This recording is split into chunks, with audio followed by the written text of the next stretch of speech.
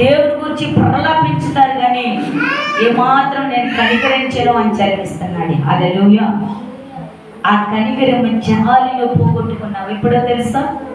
ఆయన గద్దెంపుకు నువ్వు లోబడలేదు కాబట్టి, ఆ గద్దెంపుకు నువ్వు లోబడలేదు కాబట్టి ఆయన అంటున్నాడు కదా, నా గద్దెంపుకు లోబడలేదు కాబట్టి నీకు అపాయం కలిగినప్పుడు నేను నవ్వుతాను అంటున్నాడు. ప్రియ సహోదరి సహోదరా, ఈరోజు ఆయన గద్దెంపుకు లోబడే వ్యక్తిగా ఉంటే, ఆయన గద్దెంపుకి నువ్వు లోబడే బిడ్డగా ఉంటే ఆయన యందు ఆనందించబడుదురు కాక, ఆయన యందు ఆనందించబడుదురు కాక.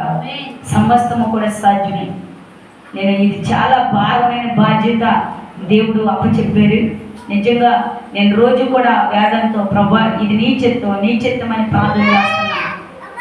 మనం ఎప్పుడైతే దేవుని ఎదుట కన్నీరు కార్చి ప్రలాపించి అంగలార్చి ఆయన వైపు చూడటం ప్రారంభిస్తామో ఆయన కార్యములు ఆయన సఫలపరచగలుగును గాక, ఆయన కార్యములను ఆశీర్వదించబడును గాక, ఈ కొద్ది మాటలు ఆశీర్వదించి దీవించబడును గాక.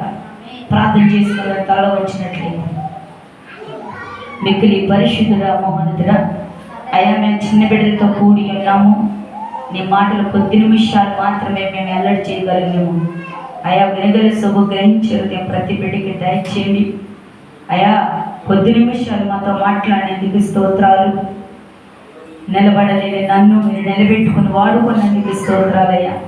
ఇంకా నీ బలిష్టమైన రెక్కల కింద ఆరోగ్యం మాత్రం కలగచేసి మయం పొందమని నజరేయుడైన యేసునాథుని పేరిట వేడుకున్నాం తండ్రి. ఆమేన్. హల్లెలూయా.